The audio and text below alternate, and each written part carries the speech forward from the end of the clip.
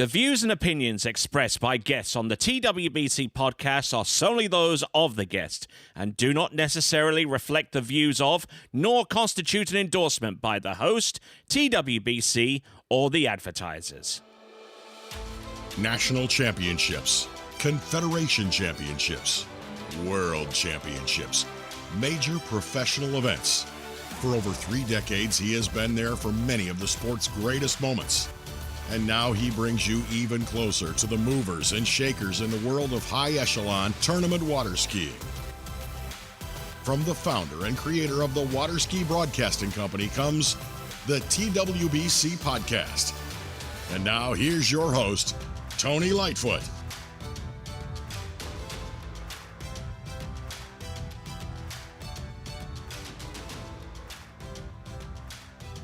Greetings, friends. Welcome to the TWBC podcast, and thank you once again for listening.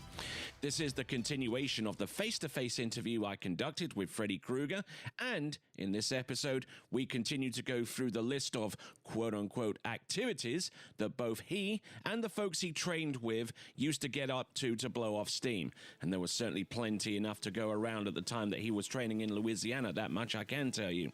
There's also plenty of other stuff to talk about as well, but we'll get to that too. Enjoy this episode, and I will talk with you at the end. Take care. Okay, weenie jumping. That was JD Wiswall's fault. JD was here, nicknamed Turbo. He did something that aggravated Jay. It was on a Friday, and all the students had left. I can neither confirm nor deny that there were daiquiris involved, but Jay put JD Wiswall on a banana tube, right? Like, so it's one of those big yellow, long, bananas that'll hold like 5 or 6 people on it, right? And we put JD on it, and Jay would, I think he had like a 90-foot rope or 100-foot rope, and he would go around the ramp, and then Chris Sullivan would lift the rope up over the ramp and set it on the top of the surface, and Jay would floor it. And basically JD was told, under no circumstances are you to ever let go. And he would, and I'm telling you, I've never seen a human being take the abuse that man took trying to hang on from this wing. Well, inevitably then it turned into, if it started out as a punishment that ended up looking like fun. So then we were all trying it. Well, if one guy is having fun, let's try it with 5. And we ended up breaking a couple noses. I'll leave it at that. But it was a lot of fun until it wasn't. Not quite as much fun was the anger ramp on Lake 2, that little slope right by the dock. What was the purpose for having that in place? So we had rebuilt a surface on the ramp. And so we had, when we pulled off the old chunk that was, what would it have been? It would have been 8 feet long, or 18 feet. Yeah, 8 long, 14 feet wide. And Jay pulled that up on the levee near the Lake 2 dock. And the idea was, Jay, you were not allowed under any circumstances to throw a fit as a staff member about your skiing or get angry or, lose your mind around the students. So the idea was, if you had an awful set, you were going to ski up this ramp across the top of the levee, down the backside of the dam to the rear entrance of the staff house, at which point in time you would step out of your skis and go through that back door and go make your scene where nobody could see it. And I tried it. I skied down it, but I never used it in a fit of anger. But JD Wiswall did it a lot. I mean, that man, he wore that grass out. He had some issues. Yeah. Brian Swenson, Mike Keith, I know all those guys did it some. But yeah, so you would walk in that door and there would be holes in the wall back to guys' rooms where they were just, but again, you talk about that time. I don't mean to get lost in the weeds here, but there were 8 or 9 of us when I was here in 95 we were skiing on the Pro Tour. So every single day in practice was like a preliminary round at a Pro Tour. When we showed up on Friday at the Pro Tour, the same guys that we were getting ready to go out on the dock against were the same guys we were practicing against every day. And And I actually think that was one of the reasons I succeeded was when I came in, as good as I thought I was, I knew the guys that were already here. They knew more. They had better equipment. They were, bigger names than I was. So I started out at, in the mailroom, if you will, right? Like I started out at the bottom of that list, and then my job was to just try to pick them off one at a time and then get to where, maybe I could be known as, hey, the best guy in the group or whatever.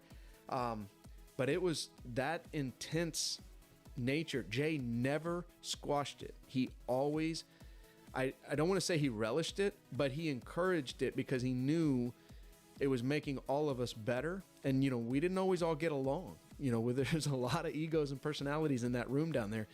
But he, again, the psychology of it, he knew we were better to fight out of it than we were to be squashed. So, again, credit there. Okay, one of those, and I'm guessing on a few of those occasions, you came into shore, you tried to get your equipment off.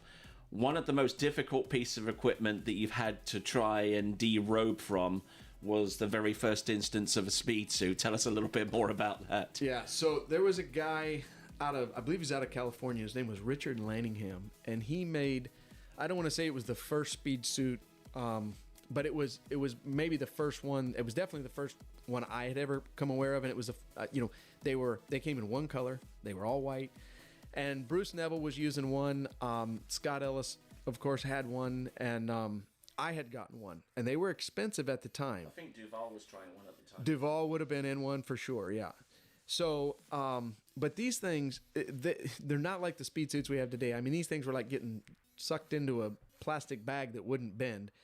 They were tight. They were not flexible. And you had to have, I mean, hell, it'd take 2 or 3 people to get you in and out of one. And, so we were, and I mean, they were hot. They didn't breathe. They were actually illegal on snow ski slopes because if you fell down, there was no friction. You didn't stop. Until you hit something at the bottom of the hill, you weren't stopping. And so, we're here. It's August. It's 110. The water's 95, and you're in these suits.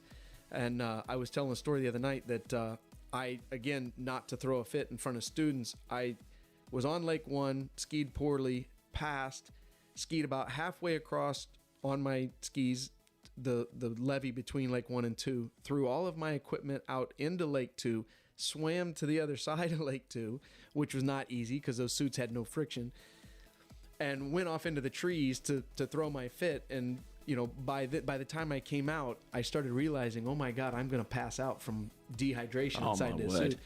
So just getting back to the dock before I could, actually pass out was a feat in itself. But yeah, those suits were, they were changing the sport, but man, are they archaic from what we have today. Yeah. Indeed. And I mean, jumping, as good a jumper as you are and still continue to be, you actually tried your hand at another event in the professional tour level, wakeboarding. Tell us your experience with that and what kind of lifestyle changes you had to make to kind of attempt to fit in with the wakeboarders. So, yeah, it's funny. When I was a kid, I rode a wakeboard. A guy, at that time I could probably do 2 or 3 flips on a trick ski. And a guy brought a wakeboard down and handed it to me and said, hey, there's this new sport. I want you to try it. And I went out and I did 2 or 3 flips on the wakeboard, different kinds. And when I was done, I gave it back to him and I said, this will never take off. It's too easy. But I had no comprehension that obviously where the sport was going. I also had no comprehension, and I don't think the sport would have taken off like it did if we just did it behind little ski boats with little bitty wakes. Because there wasn't much you could do on it behind the little wakes besides flips. You could jump up and do a grab, but it was only going to go so far. Obviously, as you see that sport progress, we've seen how much the boats have progressed for their opportunity, right? So I was obviously wrong by a mile, but I wasn't completely wrong at the time. But to fast forward then into the late 90s, probably about 98, we had a young man here, Ryan Wynn. He was a live-in student going to high school at Zachary, Louisiana. And he was starting to wakeboard professionally, playing around with it. He and Tara Hamilton have since married, have kids. he had met her, and I think she was kind of drawing him into the sport. So I started playing with him, doing it as well.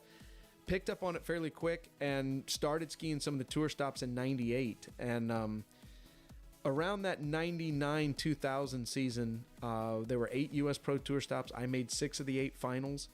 I finished like 7th or 8th on the Pro Tour standings, I think. Don't quote me on that.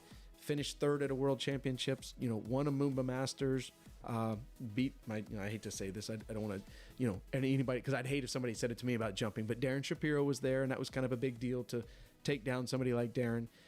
But I did do a lot of it. I felt like there was an opportunity. I could see the sport financially. I felt like, hey, there's a lot more money in this side of the sport, and I'm going to go get me some of that. What I found was resistance in the sport at that time. There were a lot of guys, a lot of part of the industry that didn't love the fact that skiers were trying to move over into that demographic. Into that realm, yeah. Yeah. You had guys like, Sean Murray, even a Scott Byerly, who they were introduced to the sport skiing first and then became wakeboarders. Jeremy Kovac. I mean, there were so many of the really good guys that came from skiing. But the fact that I was on tour skiing and then trying to make the switch, whether it was paranoia or reality, to me, it definitely felt real. There was resistance there. So yeah, I tried changing my look and, baggier shorts, and I got earrings and was trying to fit in and make that adjustment, if you will. So I would literally go out and jump, come in, rip out of my gear, put on my shorts, throw in my earrings, grab my wakeboard stuff and go, because when I made the finals, I was typically out pretty early. But it was a lot of fun. I learned a lot, but I also figured out very quickly that I was abusing my body in 2 very distinct and different ways. And I also figured out I'm not going to last that long at either one of these. I'm going to have to choose. And that happened to be about the time the tours were splitting. Yeah. And I've always been a jumper at heart, so that was an easy choice. Okay, you mentioned earlier about your slight prowess in basketball. Okay, tell us a little bit more about that, because I mean, you're not exactly 6 foot something, but you had like spring-like legs and could excel from that. Yeah, I know I worked extremely hard at my vertical jump, because I love to play basketball, and I was little. I was extremely little when I started high school. I was 4'11", and I weighed 78 pounds. And I made that basketball team because I was quick and I hustled, and I could learn the playbook and stuff like that. But I mean the reality was as good as I may or may not have been as basketball, I mean I struggled just to make my varsity basketball team. I actually ended up playing church ball because I could get more playing time. Yeah. So I was an intermediate basketball player at best, but I could jump, and I spent a tremendous amount of time learning how to use my body to, I wasn't just a natural jumper, but I learned how to use, when I jumped off my left leg, I was using the swing of my right leg and the swing of my arms to create extra momentum to help me get that little extra inch or whatever. And I got to a point where, I couldn't palm a ball, but I could throw it up, let it bounce, and if it landed perfectly just up in front of the rim, I could jump high enough to jump and dunk a basketball. So that was a long time ago, but there was a time. What was your record against Ben Favre? Oh, it was probably 51-49 in favor of Ben. And it absolutely kills me to admit that. He was a better all-around basketball player, but much better, dribbler, rebounder. He's a taller guy, had a better shot.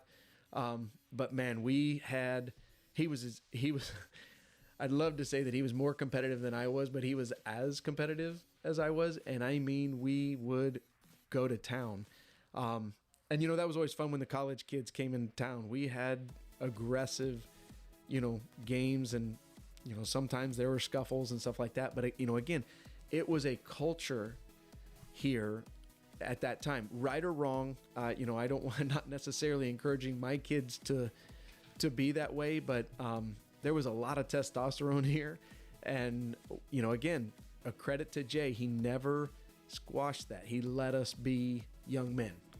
We're going to circle back to your kids in just a short while, but this season's a little empty, isn't it? I mean, right from the get-go, in March you expected there's always the expectation that the Moon Masters is going to come round. It's going to be a litmus test for how your season's going to go. I don't know whether you particularly agree with that, but it is one of the major events. Didn't quite happen this year.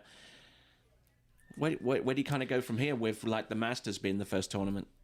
Well, I mean, we're going to have there's the Masters qualifying series that, if you weren't the last Masters champion, you've got to go. Do you need any of those tournaments? Pardon? Do you need any of those tournaments? You do? Yeah, because Dodd won the last one, so I've got to go and qualify. That's going to be a strange feeling, isn't it? That having to qualify for the Masters. Well, I mean, is it different? Yes, but I mean, is it, is it, I have mixed emotions. I don't have a different answer, for how they've chosen to do it. I appreciate that there's 3 opportunities and it's not an all or nothing. At the same time, if we're looking at this from a profession, there's going to be a large outflow of money to be able to go to the Masters, right? But again, I don't have a better answer for them. I know the people that were on that committee were trying to do 100%. They're trying to do what's best for the sport, for Craft, for the U.S. Masters, for for everybody involved, and they made the decisions they've made, and quite honestly, I'm fine with it. Partly because of what you're saying. We didn't have a ton of events last year. We didn't have a Moomba Masters this year. So honestly, having a couple of those tournaments to kind of get you geared up and get you in gear and going, not the end of the world, right? So if I can qualify early, I probably won't do the later ones, but again, it'll be a litmus test to know here's where I am, here's where I've got to be in 2-3 weeks, whatever, as we roll to the Masters. And then from there, I think I'm encouraged, honestly, with the vaccinations going as well as they are. Obviously, I'm not that encouraged about what's happening in Europe. South America's having some struggles. Mm-hmm. So I don't think we know. But for better or for worse, when you look at, for us in the U.S., going into August, we're going to start with our regional championships, which you mentioned, my boys. I'm going to be at those. I'm going to be at the U.S. Nationals. We're going to roll right from that to what really is a very full September and October. Oh, yeah. So June may be a little dry. I'm not sure yet what July is going to hold. But there's events out there. We're not going to open the floodgates, but we're gonna get rolling again. Yes, indeed. And I mean, you're talking primarily about jumping, and there seems to be a lot of emphasis being placed upon slalom skiing and getting that rolling again, or continuing to roll on a professional level. So, I mean, comparing that event, slalom, to jumping, how does jumping hold up in an increasingly slalom-centric world of professional skiing? How does it stand today? I mean, I think things cycle. I've always said that even events outside of the Moomba Masters and the U.S. Masters, which have obviously, been around for 50 plus years. If you look at the life expectancy of a pro event if you use it as a marketing tool, typically it's got a 3 to 4 year lifespan, right? After 3 or 4 years, the effort that goes in or the marketing return on that investment starts to dwindle, and they'll take a break, right? Then 3 or 4 years go by, and then that one kind of comes back, and so stuff kind of cycles. And I think too, as there's a lot of changes that are being made in the sport now, and I don't want to refer to it as Freddie Winter's list, but the work that he and Manon and Vincent and Mateo, these guys are doing on the new, I don't want to call it the elite list, but a pro list that they're trying to work through and go through. I'm encouraged that the pro slalom events are picking up in Europe, and we're going to see more of them in the U.S. And because anytime we have more events, I don't care what event it is, wakeboard events, slalom events, trick events, jump events, as we have more events, what is it? Raising tides, high tides raise all boats, or whatever that expression is, right? So that's, if we're going to have more slalom events right now, rock and roll, because as we do that, it starts momentum and it encourages other people to, well, hey, I love jump events. Let's do a jump event. And then the momentum will get going again. I think that's important.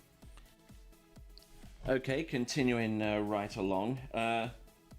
Obviously, you can't continue to jump the way that you do, the amount of pressure you put in your skis and on your body without staying in near perfect shape. So how does someone like you that is, what is it, late 30s or early 40s now, stays in the game shape-wise? I'd love to say that the amount, that I'm in the gym 5 days a week and I'm doing this. I'm not gonna lie to anybody. That's not the reality of the world I live in. So you're not a CrossFit fit geek? No. Karen and I both.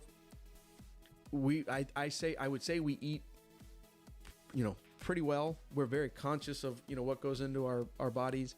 I have my Dr. Pepper Vice, and I have kids that like sugar, so there's occasionally candy around, stuff like that. But I mean, we're very conscious of the meals and how we're eating. We have a group that we work out with there in Orlando that they're taking care of.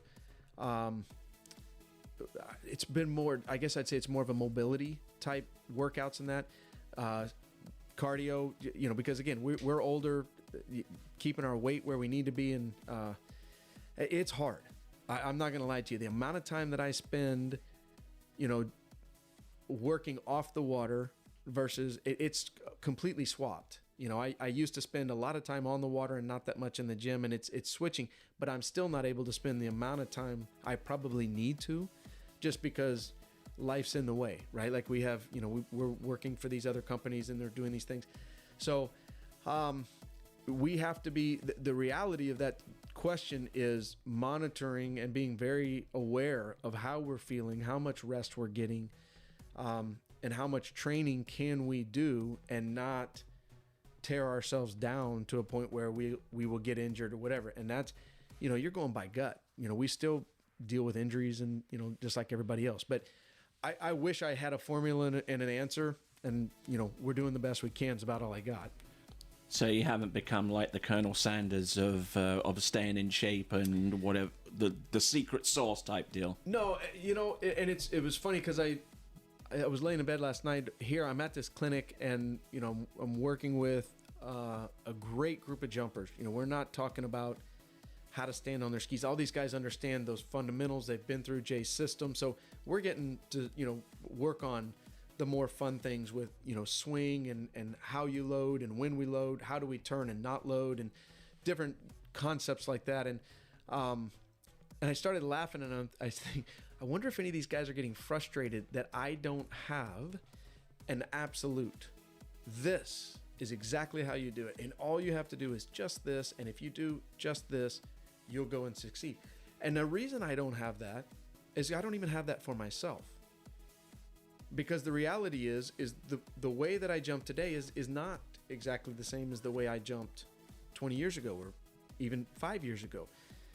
Again, when we go back and we talk about the improvements of skis, ropes, ramps, boats, all of the things that are coming in and out. Then you throw in the fact that we're an outdoor sport.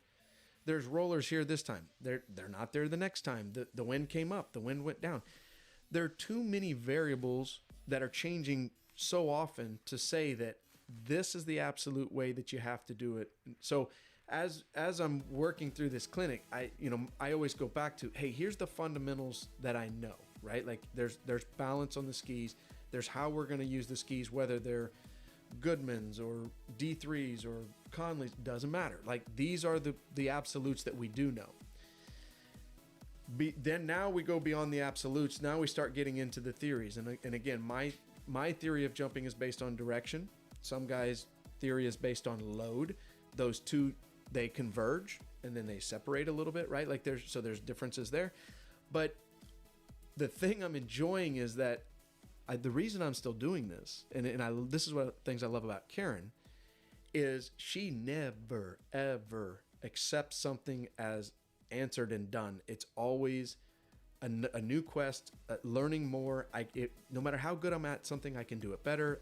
And so she is, I mean, she's like a gerbil in a wheel. I mean, she is constantly looking for a better and more efficient way to do it. And her quest then rubs off on me, and I'm finding myself at 45, 46 years old. Holy crap. You know, I'm as excited about trying to figure this out and be better and more efficient at it. And I'm here with guys, you know, like John Abel, who's in his 60s, and, you know, he's having more fun than I'm having, right? So, like, to me, that's what, the day that I think I've got all the answers and this is how you do it, just do this, I'm done. Because that means I stopped learning. And now you're taking curiosity and excitement, all those things out. The fun just went with it. So, like, that's, you know, but I was laughing saying, man, I wonder if they're going to want their money back because I'm not just telling them this is exactly how you do it. But the response has been great. All right, you mentioned Karen, obviously. I mean, how many years have you been married now? We got married in 2000, so this will be we've been 20 years and we're working on 21. Congrats. Thank you. Okay, and I mean, I don't know if this story is true, but I think it was at the Masters where you were in the jump final. You were kind of a little bit behind the 8-ball a little bit so far as having the best distance. And I think she gave a signal which kind of looked like the shape of a house. Wasn't... What, is that story true or not? Nope. Not as far as I know. She was just trying to encourage you to get to a certain distance so you could actually get the money to... No. There's been jokes about... That's actually the old jumpers joke is always about the girlfriend or the wife on shore telling the guy to jump later, and then they point to their toes because I need new shoes. And so obviously that joke with Karen would have been about the house. But no, with Karen... we've always had the same philosophy that you know, the money will take care of itself. I don't even, you know, I need to know how much prize money there's at a tournament to know if I'm going or not, right? But I'm not going to sit around and calculate what place I need to get to make or how much of a difference it is between second or third, because I'm not having a conversation about getting second or third. I came here for one reason, that's to go get first, or, you know, at least go as far as I can. Whatever place I get is somewhat irrelevant to what I went out to do.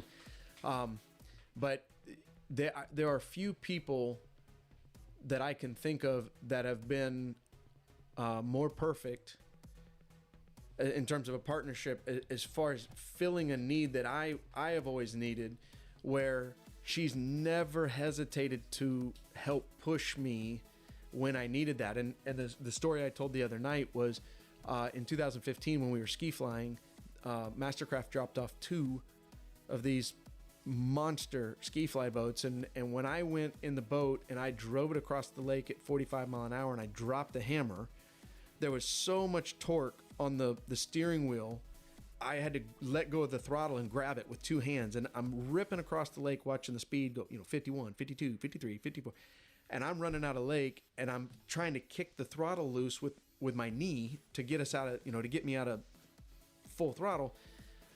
And when it all got done, I remember thinking, holy cow, what have I got myself into? I'm going to kill myself. Then I have to go to my wife and say, you've got to drive me by hand for about 3 to 4 weeks while we develop a cruise control system.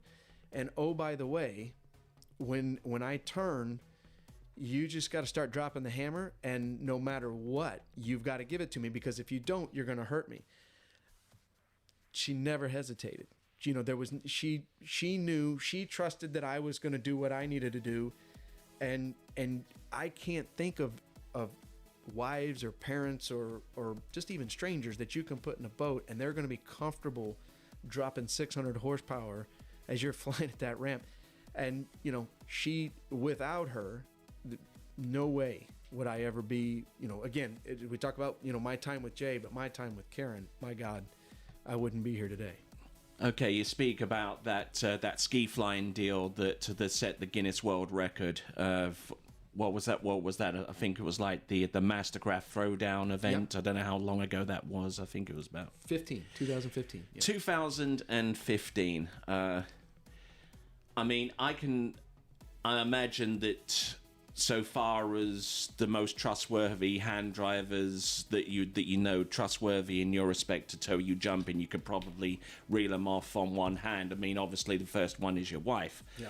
But who would you say comes a pretty good second or third so far as the best hand driver? Well, I think your best, the guys that are really kind of the best known jump drivers in the world now, honestly, if we go through a list, there's your Will Bush, your Les Todd, Chris Eller, who's my guy out of England? I just went blank. Ian Campbell, right? How about Al Rucker, right here from Louisiana, hand driver? Or Mississippi. Sorry, Mississippi. You're right. He was always here in Louisiana. Yeah, indeed. Yeah, but those guys, they were great. They're great drivers today because they were great hand drivers as well.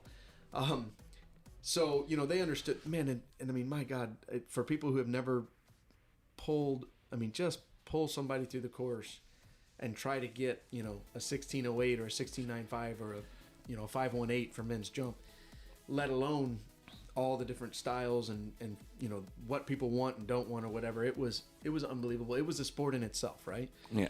But yeah, I mean, I think it'll be interesting to see, and we are starting to see it, right? Like, we're now getting into a generation of drivers who have never hand driven. Yeah. Only used crews. So I think as that generation comes along, it'll be really just interesting to see it develop. I don't know how much exposure I'm going to get to it. I kind of started here a little bit ago when I was talking about one of the things that excites me is I am seeing younger athletes now starting to take more of an ownership role of the sport, right? And we're going to see that with drivers. We're starting to see that with officials. We're getting some youth in there that, and that's really where it's got to come from. The sport can't continue to rely on Freddy Krueger to, lead us into the future, because I'm not the future. No. I'm not far from being the past, right? It's got to be that young group that's coming up. They've got to be the ones with the ideas, and then, my job there is the same as Jay's job was for me, which is, to encourage and, hey, we've tried that in this way, but you're approaching it a different way or whatever. But, so that's, I'm actually kind of excited to see that happening. But your question about drivers will be interesting over these next couple of years. Indeed, and obviously one of the most significant developments in the sport was zero off. Now, straight up nerd alert coming up right here for those of you that really want to get clued in so far as zero off is going to. I heard the conversation that you had with the students here at the Mastercraft Clinic.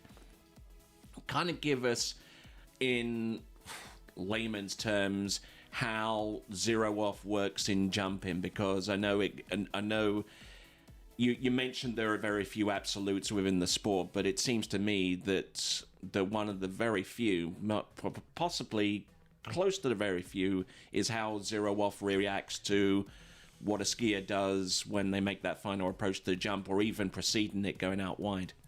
So this rabbit hole gets deep in a hurry, and so for the sake of our listeners and not taking them down a 20-minute story like this ended up being on the deck over here the other day. The thing that's neat about, so when we had Perfect Pass, when a pro jumper event started, the drivers would go out, and if that 82 meter segment 518 was actual, they would go through and they would set the boat up at a 522, 523 kind of thing in terms of that time. So they would intentionally set the boat up a little bit slow so it had some room to swing. Then as the jump event started, you had something in there called an RPM adjust. So Freddy Krueger walks to the dock and he says, I want a X, right? And so they give me an X, but as the driver's going down the lake, he says, this guy's not very big. He's on those little skis. I'm going to take some RPMs out. So he would reach up to the RPM adjust, and let's say he took 30 RPMs out. The next guy comes behind me, and he's bigger, and he asks for an X as well, and that driver says, I'm going to put those 30 RPMs back in because this guy's bigger. We have immediately got an imbalance. I have an advantage because that 30 RPM adjust was the speed that the boat was actually entering the course at. So 30 RPMs figure roughly 0.3 of a mile an hour. I started 0.3 of a mile an hour slower. I get the same 518 actual time that he got. That means the boat had to accelerate from lower to the same point. I had more speed swing. So we knew it was an issue with Perfect Pass. It was actually something that Eric Horton was working on, I think, at the time that Andy Mappo got approached by the group that was essentially creating Zero Off. They developed the first GPS cruise for slalom. They brought me in and asked, can you help us with the jump program? I actually signed my first contract with Zero Off was a 3-day contract. And the 3-day contract has turned into 14 years, right? But we, the thing we wanted to do is we actually wanted to protect those bigger skiers who were essentially disadvantaged when smaller skiers would get the RPM adjust taken out, but they weren't getting the same pull. So the idea was everybody's going to enter the course at the same speed. Then, if we're all starting from the same point and we all get actual or nearly actual times, therefore the speed swing should be fairly similar, right? And that's essentially what we were trying to do to make the event as close to fair as we could. Okay, so now add to that, when you did that, again, going back to Perfect Pass, each letter that you went up was 37.5 additional RPMs. So if, just for round numbers, let's say I picked a letter X, and let's say that was a 1,000 RPM increase. Whether I was early or late or cut hard or didn't cut hard, no matter what happened, the system had no idea where I was. We called it a dumb system. It just gave me 1,000 RPMs. So when we did the Zero Off, the guys, the engineers came up with the ability for the boat to know where it was in the course. GPS, right. So obviously we're not only looking at speed, but we're looking at location. And so they mapped, we probably took 20 men's jumpers and had them jump, and we got an average of where the men's jumpers turned to go to the ramp. And again, just using round numbers, it's roughly about 50 meters into that 82 meter segment. Mm-hmm. So at that point in time, when you chose a letter, you were choosing an acceleration rate, right, to the ramp. So again, from Perfect Pass standpoints, let's just for argument's sake, I'm going to get 1,000 RPM swing. What Zero Off then knew was if you cut earlier than 50 meters into the course, you weren't very late, and it would dampen that acceleration rate. Or if you went later, you would increase that acceleration rate because the system knew, hey, the guy asked for something but he's late. He's going to overpower me. Yeah. And so when Andy Mapple was working with the Zero Off group, the one thing that he kept bringing up was, I want the instincts that manual drivers used to have. He wanted more of that manual drive type pull, which is where you hear the engine revving up and down, right? Uh-huh.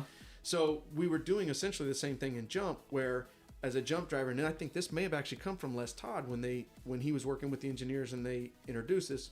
I don't want to take, it might have been Will Bush, those guys were involved, but they had the conversation with the engineers that they can see the ramp out of one corner of their eye, and then they see where the skier's starting to turn, and they would know, hey, Freddie's a little early, I'm going to go easy. Holy cow, Freddie's late, he's going to hit me hard, I'm going to go more aggressive. Or Carl Roberge, right? Wow. Like he was always late, right? Oh, yeah. So that instinct, the engineers then figured out how to take what these guys were referring to as that anticipation, right? And they started building that into the system. So and I mean, again, I'm just touching the surface with this. We could go on for days, but there were so many things that were implemented in an effort that whether you're Freddy Krueger or Carl Roberge or Ryan Dodd or Kyle Ead, right, that we're going to try to, everybody's going to start from the same starting point.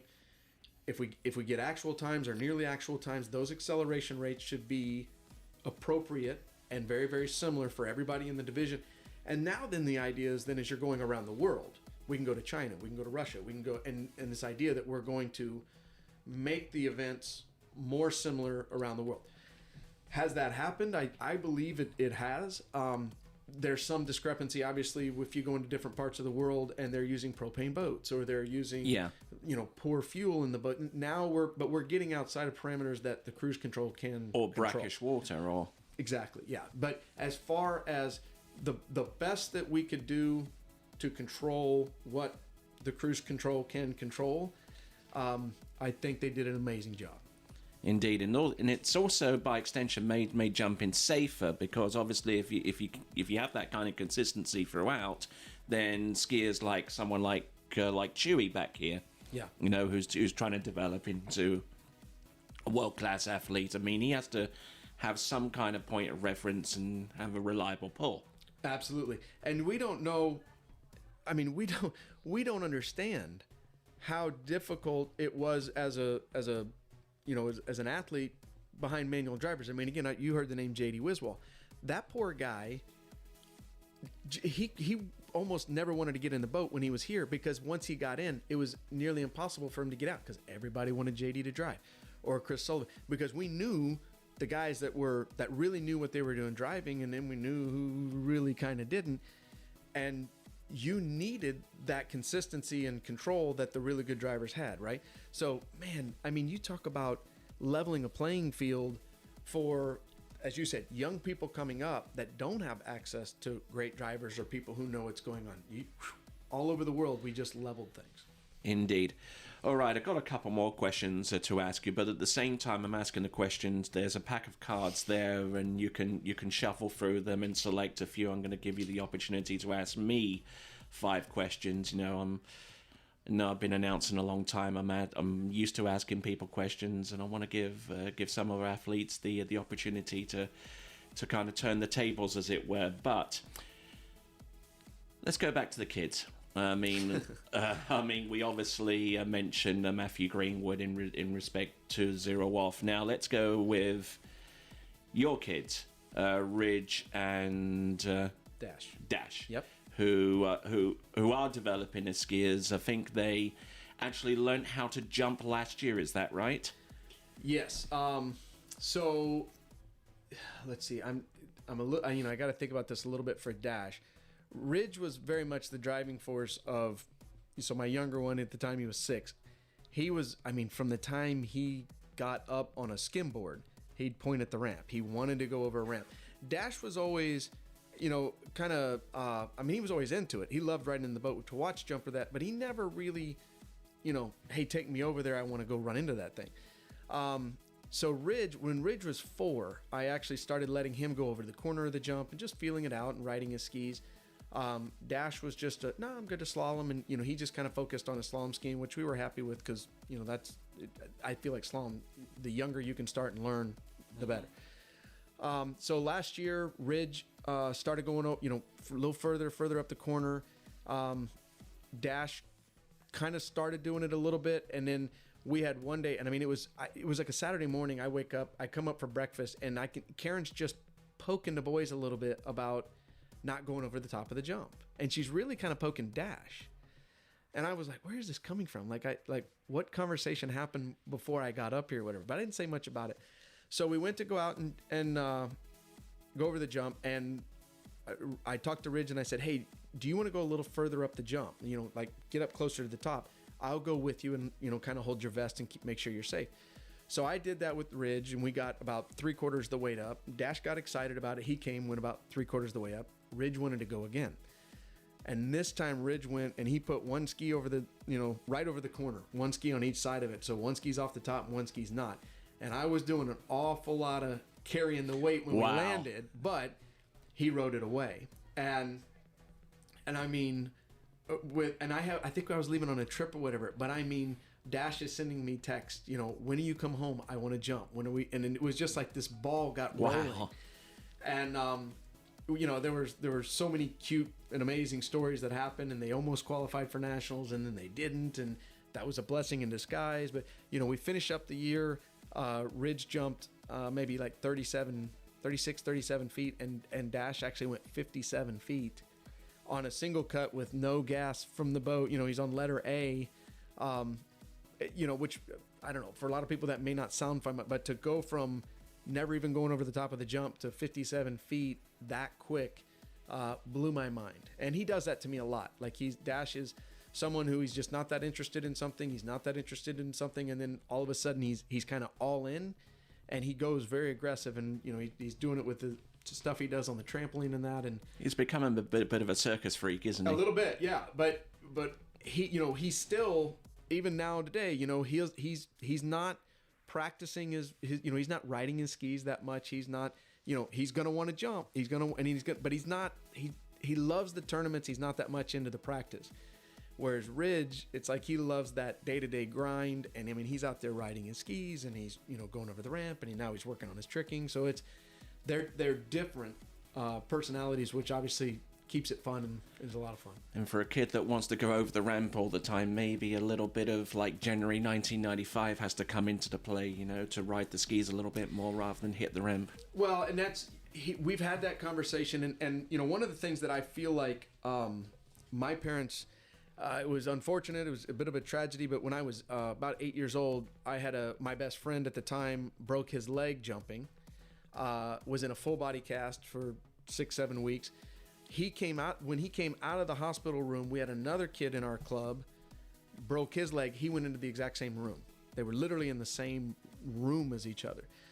So when that happened, my parents kind of tapped the brakes and said, yeah, maybe you don't need to be jumping so much. And so I had to, I think I had to slalom and trick twice before I was allowed to jump.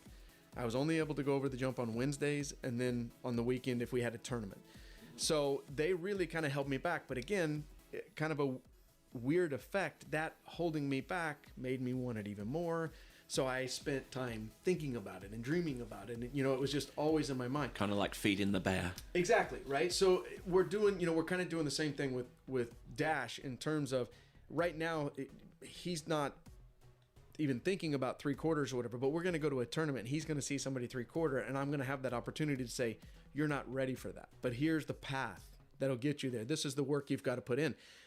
And if he sees that end goal, that I do this work, I'll get to 3/4, he'll get there in record time. But I got to let him go through that. I'm not a big fan of pushing a kid into something that they're either not ready for or isn't going to be internally driven. Especially with jumping, because I think you said in the video that, I mean, if you come up short on the turn, or you're too late and you hit the side curtain, your career's over. Right. And I mean, again, as a kid, Karen talks about all the time that, their brains aren't fully developed, right? That doesn't happen until you're 26, 27 years old. People always say to me that, oh, your kids must be fearless. And I cringe when I hear that, because my kids, they have all the healthy fear that they need. That my kids are not fearless. I am not fearless. Every single time I put on a pair of jumpers, I am nervous. Anybody says that they're not scared, they either ain't trying or they're lying. Because if you're going out there and you're pushing yourself, if you're doing what you're supposed to be doing, you're pushing yourself to be uncomfortable. So my kids get that. I mean, I watch Dash, even double backflips or double fronts that they're getting, as he would say, easy for him now. I still see, the approach of how he's working up to, being a little bit scared of it, right? So I think that's what's healthy, and I think you've got to keep that in their life. All right, then. So we're at the end of me asking you questions. So Freddie's shuffling through some of the cards from the black interview deck. These questions brought to you by Pod Decks, and so I've got 4 here. I'm kind of working through these, and I'm going. I can imagine Freddie Winter was probably pretty hard on you with some of these, right? He was, but he drew from another deck. So oh really? Yes, you gave him a different deck. That's hilarious. Yes, indeed. I'm actually going to ask you some questions that I think you'll give me good insight on. I tell you what, I mean, if you could just see the smile across Freddie's face right now. So one of the things I'm enjoying as I get older is everybody's got a story, right? Yes. And so one of the things that I enjoy is I think you're an amazing storyteller. But we don't often hear a lot about your stories, and so some of these I'm hoping will kind of lead to stories. So I don't know if I picked the right ones or not, but I feel like there would be a story behind the question, what's the best piece of advice you've ever been given? Wow. That I think the best piece of advice is to be yourself and to be genuine on the mic. You know, I mean, if you're emotional about a certain event or a certain thing that's happened, just go with it. You know, because I mean, it'll be the easiest thing to transfer in terms of enthusiasm. You know. So who gave you who gave you those types of advice? Like, was it one person? Was it multiple people? Just multiple people, really. Yeah. I mean, no one person, you know. But I mean, I think they saw something in me. I don't know if I've been true to their expectations, but you try your best every day. Well, to your point, right? Like if you're doing what they said and being true to yourself, then I assure you lived up to their expectations, right? Like yes. That's the tricky thing about that is, are they their expectations or ours? But if you did what they said, you met their expectations. Okay. If you could ask one person one question and they had to answer truthfully, who and what would you ask? Oh my word. That would almost go into the category of asking like a supernatural being or anything like that. You know, that takes. Well, let's keep it real person. They have to be alive, real person. Anything you want, but it's got to be feasible. Okay, right? Give me the question again. All right, question was, if you could ask one person one question and they had to answer truthfully, who and what would you ask? Okay, Neville Chamberlain, who was the Prime Minister of Great Britain before, around at the turn of World War II, and basically ask him what was he like, and he being Führer. Okay. That's it's funny you go there because that's what I was thinking about. You know, like there's so many. I don't know exactly who I would ask, but there's questions about 9/11, right, in our country, right? Or yeah. So I figured you'd be an educated man and go to something along those lines. So that's awesome. If you were to die tomorrow, what little thing would you regret not doing? Maybe. I mean, this is a difficult one because probably the last thing I'll do would probably cause my demise, but I mean, probably skydiving. Well, it wouldn't be on the list, right? So you'd like to do it? You'd like to skydive? I'd love to skydive. You know, I actually interviewed a few people over the phone for the TWBC podcast and asked, you know, what's on their bucket list, and a few of them did actually go with skydiving. Close second, scuba diving, but yeah. Boy, that's two. I can see the obviously the attraction to both of those, right? Because I mean, scuba diving is like being in another world, and yeah. But man, that's a different. I would think that's a different.